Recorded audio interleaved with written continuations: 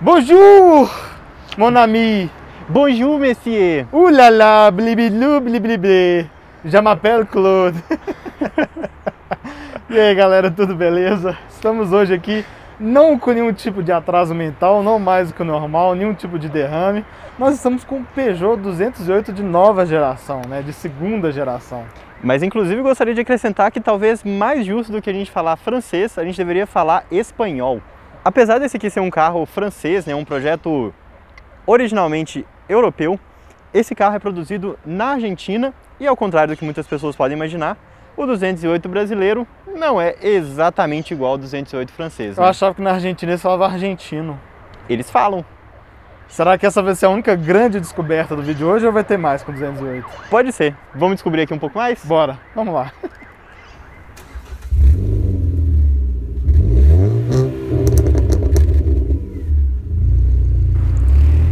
A história da Peugeot aqui no Brasil não é uma história exatamente nova. A marca do Leão já tem mais de 20 anos no nosso mercado e, inclusive, já teve aí um grande sucesso, que foi o 206, o predecessor aqui desse modelo. Mas ao contrário aqui do Brasil, que a Peugeot leva uma fama um pouquinho ruim, os nossos irmãos lá da Argentina são fanáticos por esses carros. Desde os anos 60 eles são sucessos de venda por lá e, inclusive, é por isso que nessa geração o 208 não é fabricado no Brasil, ele vem lá da Argentina. Contando um pouco mais aqui da história, né? A linha 200 da Peugeot não começou no 206, né? Já teve o 205 antes, já teve outros modelos antes. E aqui no Brasil, realmente, o primeiro modelo lançado foi o 206, que começou vindo importado, depois foi nacionalizado, recebeu um facelift ali chamado de 207, que é diferente do 207 lá de fora, e em 2013 recebeu também a nova geração, o 208. Mas ao contrário de como era comum antigamente na Peugeot, a nova geração não chama 209, eles mantiveram o nome 208 e fizeram aqui realmente uma revisão bem grande do carro, principalmente aqui na plataforma que agora já é preparada para receber uma bateria e ser um carro elétrico. Aqui no Brasil, uma realidade que está aí há poucos meses de nós, mas lá na Europa ele já existe. E para falar um pouco mais aqui sobre essa versão 208, chega aí, Davi. Conta para eles o que a gente encontra aqui nesse carro. Pois então, Le Petit 208 mudou bastante e manteve essa pegada aqui, né, esse visual diferentão, inclusive a mesma linha de versões. Então, quando ele foi lançado agora em outubro de 2020, setembro aproximadamente, ele foi lançado nas versões Active, Active Pack, Allure e Griff, todas com motor 1.6, 16 válvulas, já clássico aí da linha, com um câmbio automático de 6 marchas. Pouco tempo depois, a Peugeot voltou atrás e lançou as versões com câmbio manual, a Like e a Like Pack, né? Curiosamente, no lançamento eles falaram que não ia existir Peugeot 208 com câmbio manual. Talvez vendo aí, né, que as vendas não reagiram de modo inicial tão bom quanto eles esperavam, eles decidiram rever isso. Mas essas são só as versões a combustão. Como o Lucas disse, a gente tem também a versão totalmente elétrica, que é o eGT ou eGT, né? Depende aí de como você vai preferir abordar, que acaba entrando como uma versão esportiva substituta do antigo 208 GT, que tinha um motor 1.6 THP. É uma versão totalmente eletrificada, né? O que é possibilitado pela nova plataforma que esse carro usa, que é a plataforma CMP. Inclusive, é interessante notar como a tampa do bocal de combustível é muito grande, justamente prevendo o uso lá de uma baita de uma tomada, né? O que muda visualmente falando, né, da elétrica para os carros a combustão? Não muito, né? O EGT tem as molduras pretas aqui em caixa de roda, tem um logotipo aqui e a suspensão um pouquinho mais baixa só. E na época que o nosso amigo 208 chegou aqui no Brasil, ainda em sua primeira geração, ele tinha duas opções de motorização, 1.5 e 1.6. Será 1.5 sempre com um câmbio manual de 5 marchas e a 1.6 ou com câmbio manual de 5 marchas ou com um automático de 4 marchas. O famoso AL4 em sua versão atualizada que chamava AL8. Muito bom. É um câmbio que teve alguma fama um pouco ruim, né, no passado. Porém, com o passar dos tempos, ele recebeu duas grandes novidades que eu acho que deram realmente uma vida nova ao 208 da primeira geração. A primeira delas foi o câmbio automático de 6 marchas, que continua sendo o mesmo que a equipa aqui essa nova geração. E a segunda, o motor 1.2, que infelizmente foi abandonado aqui, né? Era um motor que tinha fabricação na Europa, um custo muito mais alto, inclusive aqui, do que esse 1.6. Talvez por conta disso, a Peugeot tenha optado aqui nessa nova geração de manter apenas o motor 1.6 e inicialmente, como o Davi tinha comentado, sempre automático, mas aí apareceram com o manual também. A minha expectativa é que com a chegada aí da parceria com a FCA, né, Stellantis... Parabéns pelo nome, galera. Se alguém da FCA estiver vendo aí, o nome ficou horrível. O nome ficou muito esquisito mesmo. Mas aí a gente volta a ter a boa expectativa de vir o motor 1.0 turbo, 1.3 turbo. Imagina um Firefly aqui. Nossa, ia ser bem legal o câmbio CVT novo que eles devem fazer também. Ia ser uma combinação exótica, hein? A desculpa da Peugeot para não trazer 1.6 THP aqui para esse carro é falar que não cabe no cofre. Mas vale lembrar que essa foi a mesma desculpa que deram para o 208, para não ter o câmbio manual, o câmbio automático. O de 6 marchas? E depois isso, ele veio. Né? No Cactus também teve isso, que eu lembro. E depois veio. Verdade. Ou seja... No 2008, né? No 2008. Isso mesmo, verdade. Ou seja, se eles quisessem colocar 1.6 THP aqui, bem provavelmente seria possível. Seriam necessárias adaptações? A gente bota os engenheiros franceses para assistir Querido, Encolher as Crianças, que vai ser tudo possível, né? É o downsizing, né? É o downsizing, exatamente, é o downsizing, isso aí. Mas, por enquanto, a gente não tem THP, a gente não tem PureTech, a gente não tem Firefly, a gente não tem nenhum desses aqui embaixo. E nem o elétrico, né? Nem o elétrico. Aqui é o EC5M, que surgiu lá no 206, há 20 anos já. Né? Motor 1.6, 16 válvulas, na época só a gasolina e com 110 cavalos. Hoje ele é flex, obviamente, com gasolina são 115 cavalos, com álcool 118 a 5.750 giros e de torque 15,4 com gasolina a 4.000 e com álcool 15,5 a 4.760. Um pico bem alto. E que não faz sentido nenhum essa diferença entre álcool e gasolina, né? Muito provavelmente os dois são próximos aí na faixa dos 4.000. Exatamente. Muito provavelmente. Deve ter aquele picozinho lá no exatamente. final. Deve ser um pico que vem nessa faixa, mas deve ficar bem semelhante à curva com os dois combustíveis. Bem, muito se criticou de ser um motor antigo, né? Que já está no mercado há muito tempo, né? Todo mundo queria ver pelo menos o PureTech aqui, ou o PureTech Turbo, mas não é o que a gente teve, né?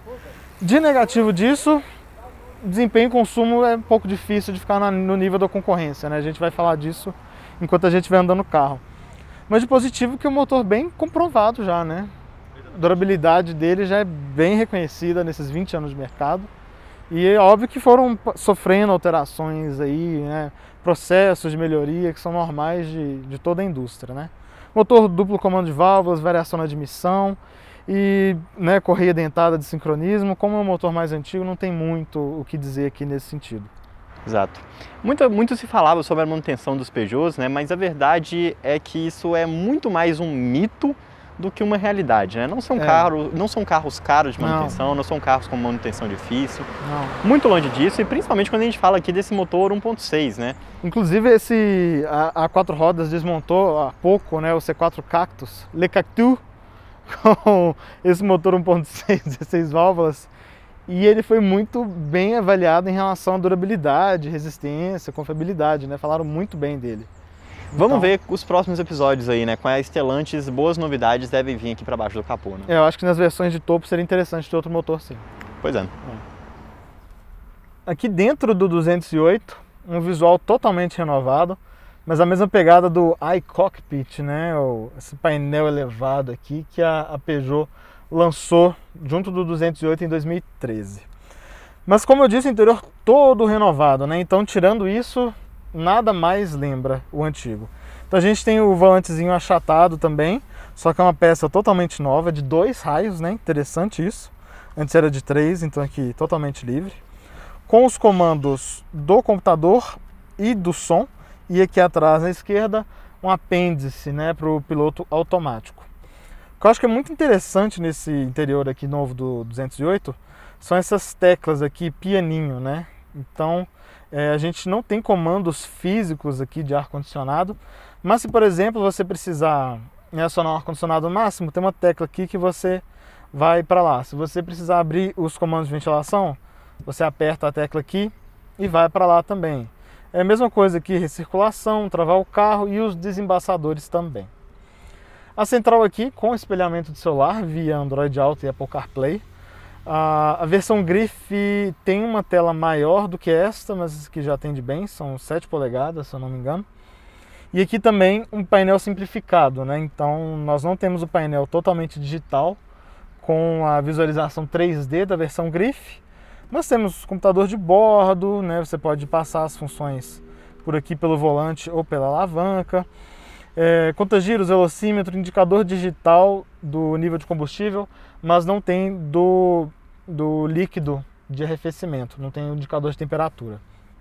Uma coisa que eu achei muito engraçado aqui neste carro, o conta-giros é invertido, né? Então ele não começa o 0 à esquerda, não, ele começa o 0 à direita e vai crescendo invertido. Eu achei isso bem esquisito. Bem, em termos de ergonomia aqui, né? A gente tem um banco muito bom. Aqui tem um bom apoio para as coxas, bons apoios laterais, um apoio legal para a lombar também. Você regula ele por roldana, é difícil ver isso hoje em dia, né? Você pode ir ajustando mais milimetricamente, só que o ajuste aqui na coluna central é péssimo, a mão não encaixa aqui bem, é muito apertado, né? Então não fica tão legal assim. Banco com regulagem de altura, normal, e a mesma coisa com o volante, né? Lembrando que esse painel aqui obriga a pessoa a deixar o volante na posição mais baixa, né? Assim, existe um certo estranhamento em alguns casos, mas dá para se acostumar. Nessa versão Active Pack aqui a gente já tem um kit de equipamentos bem interessante, né? De série são 4 airbags, direção elétrica, computador de bordo, central multimídia com espelhamento, vidros, travas, retrovisores elétricos, controle de tração, de estabilidade, né? O kit de dignidade e segurança aí, né? Tá bem forrado. O que a PAC ganha, né? Ar-condicionado automático, né? Que você controla aqui pela central multimídia, a câmera de ré e também o teto panorâmico, né? Não é um teto solar que se abre como o do Yaris, por exemplo, né? Que é o único outro carro da categoria com isso, mas é um teto panorâmico que vai até lá atrás. E sentado aqui atrás, realmente é onde o teto brilha, né? Lá na frente você praticamente não percebe a presença dele, né? Porque a sua cabeça fica muito próxima ali do início dele. Porém, aqui atrás eu realmente tenho uma tela aqui pintando o céu para mim. É muito bonito, muito agradável. E inclusive isso dá uma sensação de amplitude maior aqui para o interior do carro, coisa que na hora que você vai realmente pegar as medidas, ele não é. Então o banco aqui está configurado para o Davi, que tem 1,77 m. Entre o meu joelho e o banco da frente eu tenho 3 dedos de distância, ou seja, bem apertadinho. E meus pés aqui também vão bem apertados. O túnel central, ele não é muito largo, mas ele é muito alto. Então quem vai aqui no meio realmente não vai confortável. Outro aspecto que também ajuda a dar essa impressão de um carro com pouco espaço atrás é o banco.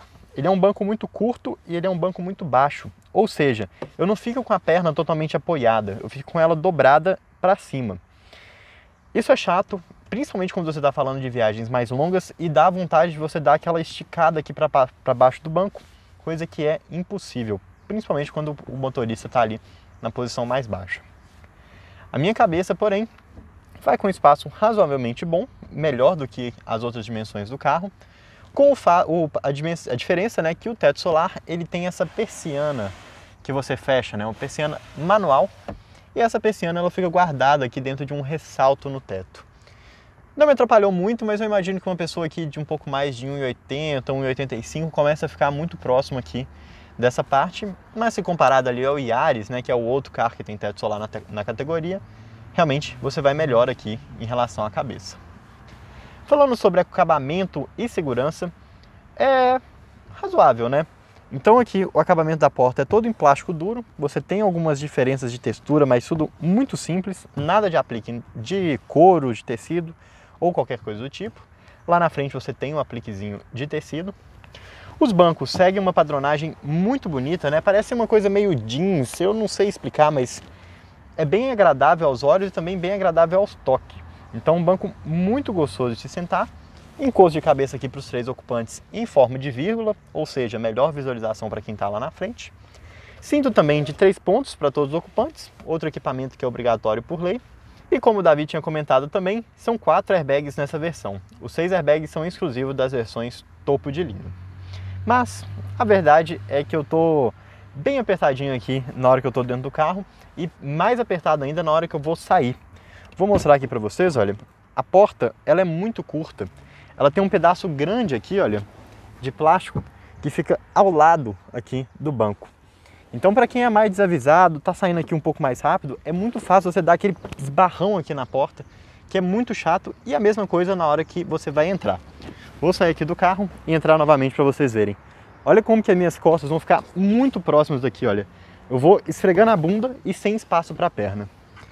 Para quem é um pouco mais velho, né, para quem tem um idoso em casa, uma mãe, um avô e etc, isso com certeza vai ser uma coisa muito chata e vai ser com certeza motivo de reclamação ali dos seus familiares. E depois de ficar aqui no aperto do banco de trás, hora de falar aqui também do aperto do porta-mala, né? Do aperto do porta-mala do Le 208. É, era 208. Ai, Deus meu! 208. Bom dia! Vamos ver aqui o porta-mala dele. Falando em 200, aqui a gente também tem uma litragem também na casa aí dos 200, né? É Mondier mesmo para esse porta-mala, né? Porque 265 litros... É o menor da categoria, perdendo só para o K, que não é exatamente um concorrente direto, né? Exatamente. Bem, mas é um porta-mala quadradinho, né? A gente estava conversando aqui. Sim. Ele é todo revestido, vocês estão conseguindo ver aqui. Tem a base de plástico.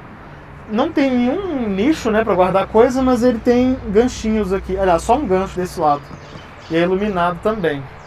Bem, é porta-malas realmente para casal, né? Igual esse espaço interno aqui fez a gente, né, seguir essa linha. Realmente é um carro para famílias pequenas.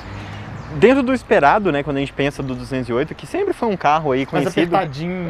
Por ser mais apertado. Uma dirigibilidade muito boa, uma ergonomia muito boa, mas todo mais apertado, né? Isso mesmo. E ao contrário do que você pode pensar, apesar da baixa litragem aqui do porta-mala, o step não é um step da mesma dimensão dos pneus do carro, né? Daqueles steps fininhos. Mas normal hoje em dia, né? Tem essa okay. polêmica aí, mas já tá virando normal. Acaba que no final das contas, quando você vai trocar o pneu, você vai trocar ou de um eixo, ou então você vai fazer o rodízio e trocar os 4 de uma vez. Facilita também na hora de emergência, né? Você bota um pneu mais leve aqui, é menor peso, é menor consumo, maior eficiência, enfim. Mas isso. Tem um problema, né? É um pneu mais leve, mas o que você vai fazer com um pneu normal? Se ele não couber aqui é um problema. Ele cabe, mas ele vai ficar estufadão provavelmente, né? Mas aí... Coisas da vida. Furar um pneu vai ser chato.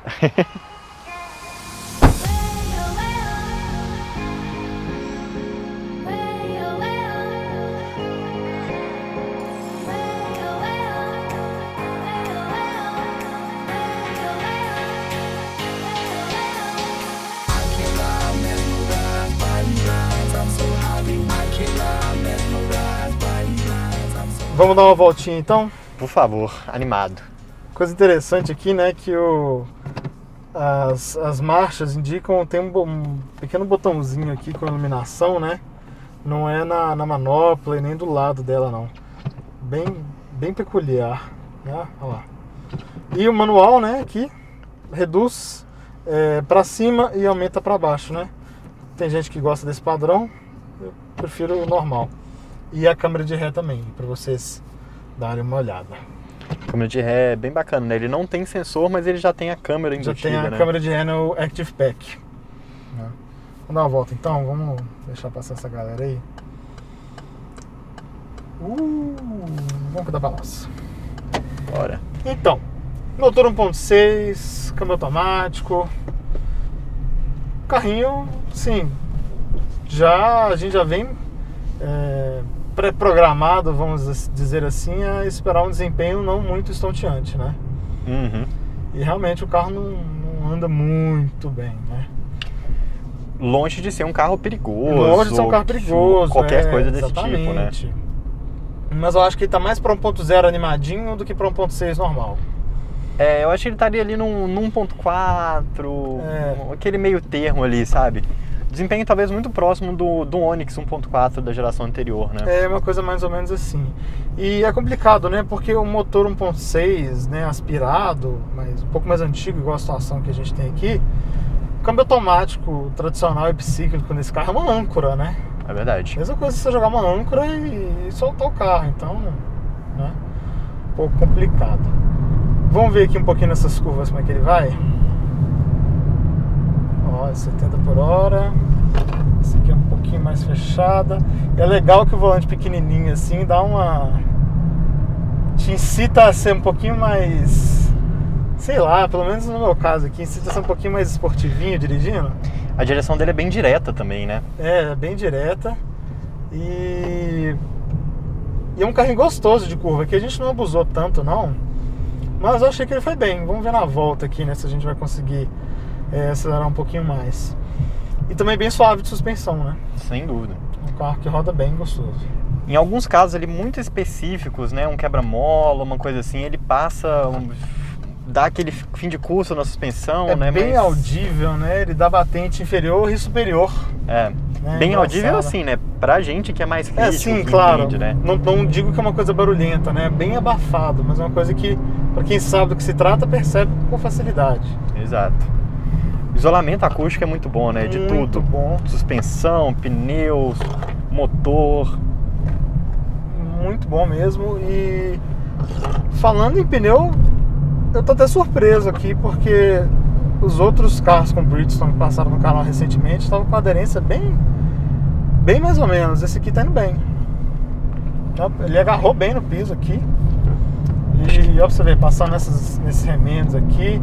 Não é um carro que sacode, nem nada disso. Então, acho um belo trabalho de suspensão aqui da Peugeot, com certeza. Melhor do que em todos os aspectos do que a geração anterior, né? Muito melhor, porque a geração anterior era muito suave. Mas não era um carro tão preciso de comportamento assim, né? E nem tão confortável também, né? Apesar de ser suave, ela não era tão confortável. Pelo menos na vez que passou o 1.2 aqui no canal, eu tinha achado ele até bem confortável.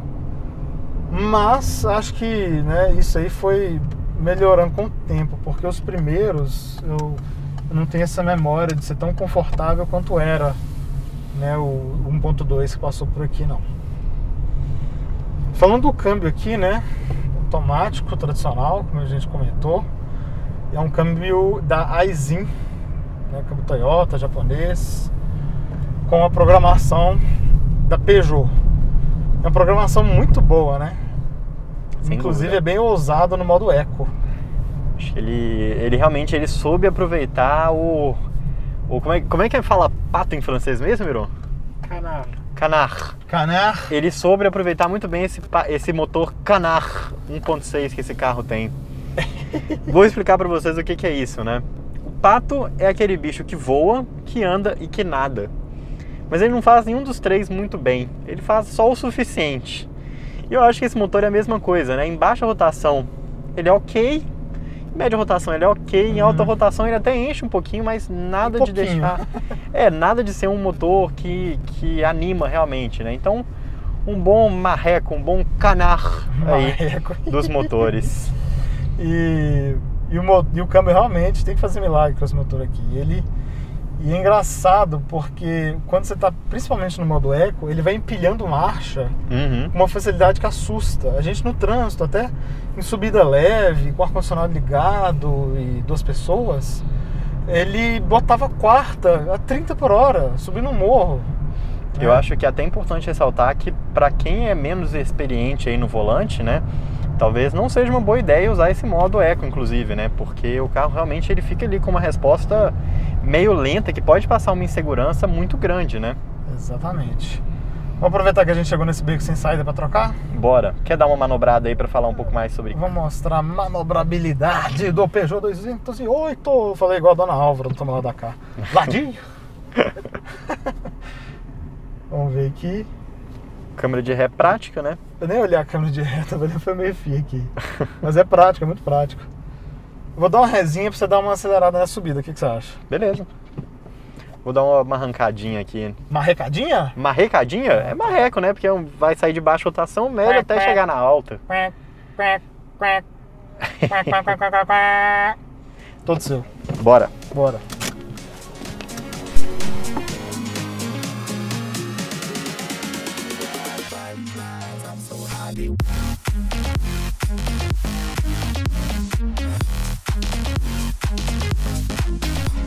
Vamos sentir o poder aqui dos 118 cavalos abastecidos com etanol. The Power of Technology. Creative Technology. Ah, não, isso é estranho, E, né? como é que fala poder em francês? Exatamente. Acho que a gente chegou no limite, né? A gente contrata o cara, a gente espera que ele vá servir de tradução simultânea pra gente. A gente parece haver uma crise diplomática por causa, né, dessa tradução e ele aí rindo. Piada, né? Viu? Bora lá. Bora. Soltei o freio de mão, carro no D, pisa no freio, pisa no acelerador. Ele tem um launch control, né? Mantém ali a rotação por volta dos 2.400. Stallzinho, né? 2.400, é. Vou soltar o pé aqui. Olha, até desceu depois de um tempo. Aí desce, né? Acho que é para parar de forçar, né, o conversor. Então vamos lá. Fica 2.400. Entrou o controle de tração ali de leve. Muito suave, né? É, bem perto do corte eu sinto um pouco de vibração, eu senti no meu pé aqui agora. Mas é muito pouco mesmo. Não constitui problema, não. Mas o 0 a 100 desse carro aqui é o mais lento da categoria, né? É. Ele pede até pro Yaris CVT. Aí é sempre na casa dos 12 segundos, né? Pede pro Yaris, que inclusive passou aqui pelo canal, a gente ficou bem satisfeito com o desempenho dele, né? Verdade. Mas o Yaris, na versão que a gente testou aqui, mais caro que esse, né? Mais caro que esse. Um pouquinho mais bem equipado, né? Mas ainda assim, outro carro aí que é um bom exemplo de péssimo custo-benefício. É, né? exatamente. Vou passar um pouquinho mais rápido aqui nesse quebra-mola. Ele passou bem. Eu acho Ele que passa bem.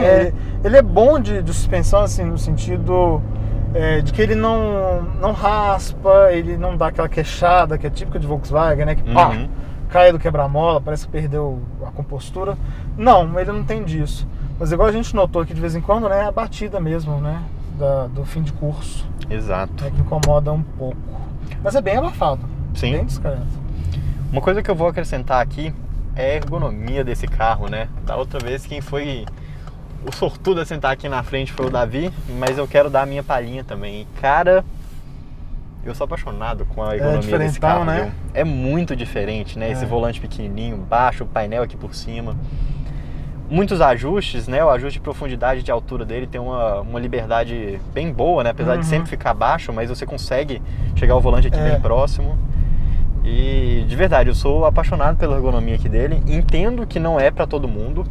Algumas pessoas aí que são acostumadas a um carro diferente vão ter aquele tempinho para se adaptar aqui ao formato do iCockpit. Como é que fala iCockpit em francês, Emeron? iCockpit. Obrigado, Emeron. Porém em francês. Porém em francês. Mas muito legal, eu acho a ergonomia desse carro uma coisa muito boa, já era elogiável na versão anterior. Eu me encontrei melhor nesse do que no último. Eu tive a mesma facilidade, para falar a verdade. No último, às vezes, eu me estranhava um pouco, sabe, me perdia. É que eu tive um pouco mais de facilidade.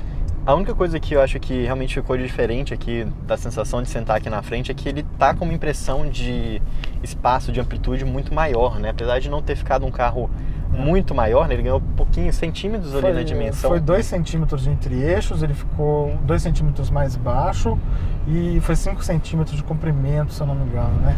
Largura também ficou mais ou menos parecido.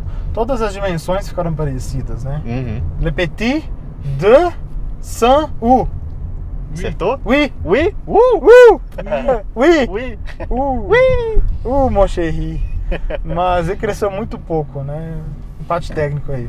Acho que é mais uma questão realmente do desenho do painel, né? Essa parte aqui recuada, com esse painel, essa central multimídia flutuante. E falando em painel bonito, hein? Bonito pra caramba. E nessa versão nada de soft touch, né? Não, nesta não, tá vendo? Inclusive na versão Griff, esse pad aqui, né, vamos dizer assim, ele é em couro, né? Mas não nessa aqui, é tudo em plástico duro. Mas é um plástico de ótima aparência, né? Ótima aparência, ótima montagem, você não vê rebarros grandes, vejo, tudo muito bem montado. De muito bom gosto mesmo. E essas teclinhas, né? Piano. Lembra etc. o Mini Cooper isso aqui, pra mim. O Mini também tem essas teclas. Pra mim lembra avião, parece que eu vou apertar um botão aqui e lançar um míssil. É o carro do James Bond, será? Ou o carro do Austin Powers. Mas muito legal, acho que elogios não faltam aqui pra esse carro em relação à ergonomia. Interior, né? Interior, muito legal. construção, etc. Motor, não vou repetir aqui, né? Deixa a desejar. E o câmbio realmente tirando leite do marreco. Tirando leite do marreco. Leite do marreco. Leite do marreco. Eu pessoalmente usaria aqui o modo Eco sempre. Mas, olha, variante aí, ó. Variante, primeira. Bonitinha. Eu usaria sempre o modo Eco aqui na hora de dirigir na cidade. Talvez na estrada, ali numa estrada simples, eu usaria o modo convencional. mas é porque a minha cabeça funciona nesse modo esquisito, igual esse câmbio aqui.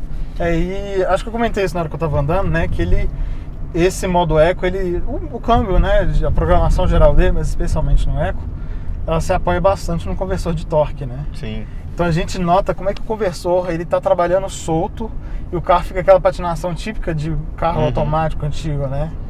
E isso ajuda a, assim, você não precisa de ter uma redução para entregar mais potência e às vezes essa patinação aí já resolve, né? Dependendo da demanda ali que o motorista tem. Era uma das coisas que eu mais gostava do câmbio do meu Cerato, né? Que é o mesmo câmbio do HB20 de 6 marchas, e continuo gostando aqui. Mas só para finalizar, né, esse comentário aqui sobre o câmbio, curioso como mesmo câmbio 1.6, mesmo câmbio de 6 marchas i5, que é usado por praticamente todas as montadoras, mas cada um com um ajuste diferente que faz ele ter um comportamento muito diferente. Totalmente diferente. Você pega esse câmbio na FCA, você quer bater nele com uma raquete de tênis, que é da raquetada. Se é uma Cayenne elétrica, é híbrida, eu acho. Enfim, na Volkswagen tem aquela troca sequinha, né?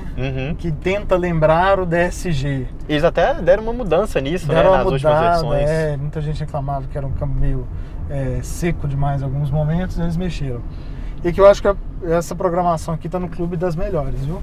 Eu gostei bastante. Bem também. Ousado em relação à economia, né? Procurando isso o tempo todo. Mas é uma programação boa, assim. Falando sobre economia, né? Apesar do câmbio tentar aqui fazer milagre, ele é um carro que tem um consumo só ok, né? Dentro das minhas voltas aqui na cidade, sem ar-condicionado ligado e com 3 pessoas dentro do carro, ele fez uma média aí comigo de 9 km por litro. Assim, com etanol. E lembrando que assim, vias mais expressas, né? Sem muito impedimento. Exatamente. Se você botar ruas de bairro aí nesse meio, igual eu e a Miro a gente chegou a pegar, já fica na casa dos 8,5, né? Então, sem ar também. Então assim, não dá pra dizer que é um consumo ruim. Não é. Inclusive, né, o Yaris, por exemplo, que passou pelo canal aqui essa semana também, que a gente gravou essa semana, melhor dizendo, o consumo dele nessas mesmas circunstâncias está ao redor de 7, né? Exatamente. Em situações piores fez ao redor de 4. Então, quando você pensa nisso, o consumo até atende razoavelmente bem. Pior do que os 1.0 turbo, né? Sim. Mas entre os 1.6, entre os motores aspirados, está aí na média. Tá ok, exatamente. Ninguém vai morrer por causa disso. E só para finalizar aqui, para quem que você recomenda esse carro, Davi? Não sei, cara. Acho que quando eu vejo esse carro, eu penso aquele casal descolado, bem sucedido, que mora no Leblon, que vai pegar uma prainha. Tomar um solzinho aqui na praia. Na praia, um pastel. Ou então, sei lá, a galera, o casal do Lourdes aqui de Belo Horizonte, né? Sem filhos, uma condição financeira melhor, né? Galera, sei lá, do Brooklyn, Vila Olímpia, em São Paulo, enfim. Acho que vocês entenderam bem o ponto que eu tô querendo chegar, ilustrar aí, né? É um carro cool. É um carro cool. Emerson, como é que fala legal em francês? Cool. É um carro cool. Não é cool, não. Tudo bem. Cool é bunda. Não sei se o microfone pegou aqui, mas a tradução instantânea aqui do Emiron falou que cool é bunda em francês. Tradução powered by Facebook. Querendo derrubar as grandes democracias do mundo. Mas enfim. Entendeu? Tipo, o casal que tem uma condição financeira legal aí, gosta de um carro mais legalzinho, descolado. Então não tem tanta preocupação nessa questão de preço, de aquisição. Se quiser, vai comprar, ponto, fim, acabou. E que não tem filhos, porque é um carro bem apertado, né? Filho, tá me ouvindo? Como é que tá o espaço aí atrás? Apertado. Pois é, tá vendo? Não é um carro exatamente apropriado, né, para famílias de grande porte, igual eu comentei mais cedo, né? Grande porte, seja de volume ou seja de compleição física, né? Não é um carro espaçoso, não. Acho que é bem isso mesmo. Eu acho que a única coisa que me impede de ser esse casal aí proprietário do 208 são os bancos. E eu não tô falando dos bancos aqui não, os bancos que não liberariam financiamento mesmo. Ah, sei, me engana que eu gosto, é que você é mão de vaca mesmo, carro é caro. Também. Mas acaba que eu optei por um carro que tem uma proposta dentro ali dos padrões, né? Mais ou menos parecida. Como é que fala legal em japonês? O Lucas optou por um carro Hi Puff Yami Yumi. Show! Um carro Sakura Card Captors. Sebi Toshiba, entendeu? Eu acho que a gente deve continuar falando de carro, porque cursinho de línguas aqui realmente não é nosso forte. Não, procura o CCAA mesmo, eu fiz. Mas eu acho que esse é o público desse carro mesmo. E pra quem a gente não indica? Motorista de aplicativo, de forma alguma, pouco espaço. Quem tem criança não tem espaço. Pra colocar uma cadeirinha aqui, eu acho que não é muito prático, dependendo do porte dela, né? Até para um carro de família também, né? Que você tem um idoso em casa e tudo mais, também não recomendo, principalmente por conta do espaço lá atrás, né? A forma de entrar no carro é um pouco difícil. E se você aí tem medo de francês e se sente inseguro com as dificuldades de manutenção nisso, eu acho que você tem que atualizar a sua cabeça aí, parar de acreditar nas besteiras que as pessoas falam na internet, que seu tio que diz que conhece de carro e compra Chevrolet há 40 anos exatamente. fala, né? Então, pode confiar, esse motor aqui está mais do que provado, e vamos ver os próximos capítulos aqui da história do Peugeot, né? Exatamente, eu acho que vamos ver o que o mercado vai dar para ele aí nos próximos anos. Até agora eu acho que ele e o Rio são o prêmio Nath Morto 2020, né? Os dois carros que chegaram e não venderam. Não venderam e foi complicado, viu? Acho que todo mundo tinha uma expectativa melhor que, né, principalmente dentro das marcas, que acabou não se cumprindo. Exatamente.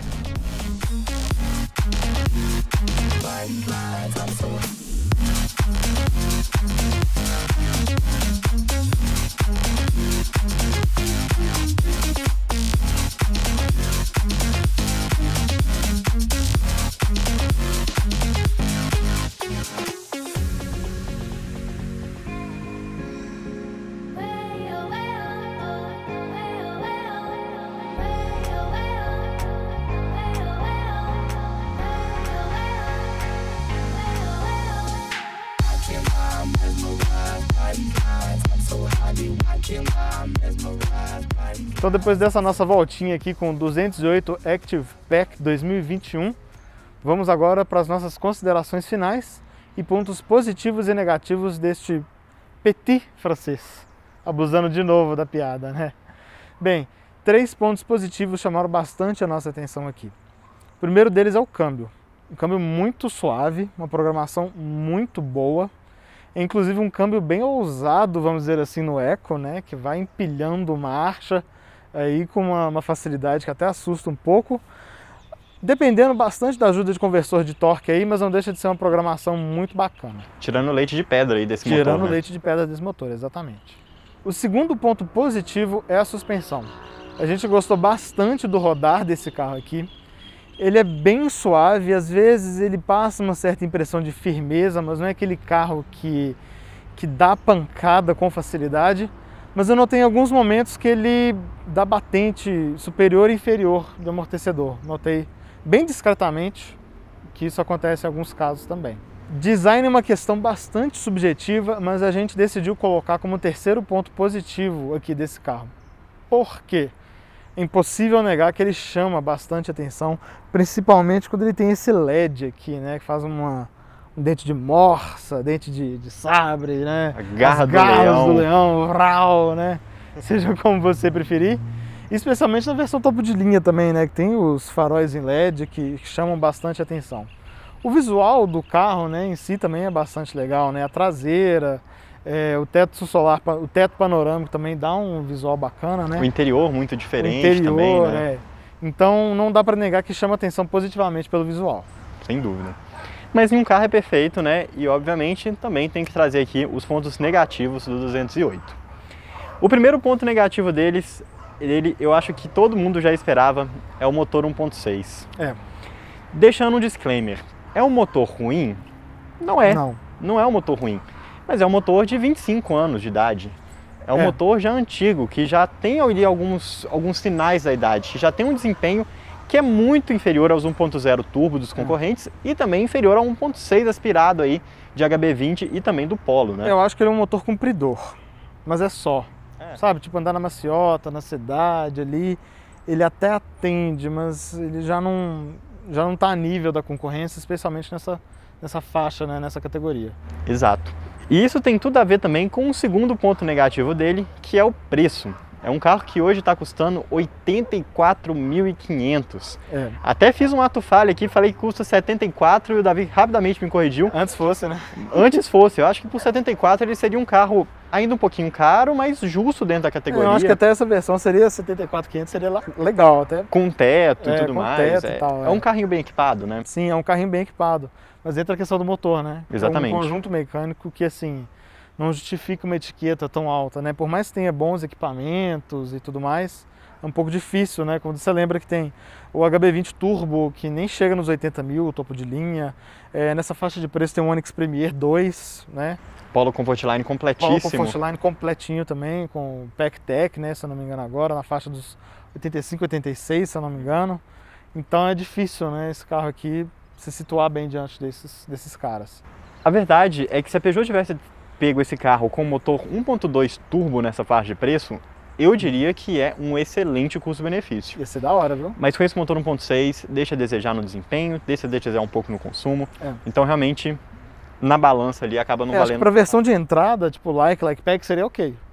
Beleza. 1.6, né? 1.6. Sim, com certeza. Porque não é um motor ruim, igual a gente falou, mas nessas aqui... E principalmente um câmbio manual também daria uma vida um pouco melhor ao motor, né? Uma é. agilidade ali um pouco maior. É. E por fim, terceiro ponto negativo dele, espaço interno. Não. Nenhuma novidade aqui, né? Se comparado à geração anterior, eu acho que até no banco da frente ele ficou um pouquinho mais espaçoso, né? Pelo Sim. menos uma sensação de amplitude maior ali na frente. O teto ajuda, ele tem as janelas relativamente grandes até ali atrás, nada de HB20 com aquela janela que quase você não consegue ver pelo lado de fora. Mas realmente, pouco espaço para a perna, pouco espaço para os pés, para a cabeça só um espaço razoável, um porta-mala que deixa a desejar e um tanque de combustível que também não é muito grande. E o acesso é péssimo aqui, Com certeza. Né? A porta é curta, né? Estreita, dependendo de como você enxergue. Então para entrar ali a coluna atrapalha, aqui atrapalha, não é legal. E é ruim. O banco também ele é um pouquinho mais inclinado, né? O banco baixo, inclinado, curto. Realmente um monte de coisa aí que acho que uma europeia aí de 1,50 m iria bem, mas a gente aqui com 1,75 m vai meio apertado. Já ficou um pouquinho no limite do aceitável. Em viagens longas realmente não seria legal não. Com certeza.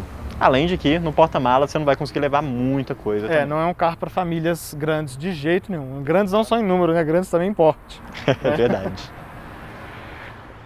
208. 3 números que sozinhos não significam muita coisa, mas que juntos aqui significam um carrinho muito bacana. Eu sou meio suspeito para falar, eu gosto do carro da SA, eu gostava do 208 da geração antiga, e para falar a verdade, esse carro aqui melhorou em todos os aspectos se comparado ao anterior, né? Também acho, eu gostei muito mais deste do que eu gostava do anterior. E olha que você já gostava do anterior. Gostava do anterior, achava que era um carrinho bacana. Esse aqui, assim, é bem apertado, né? Mas é um carro bem gostoso de dirigir mesmo, bonito, agradável de se estar, né? Então...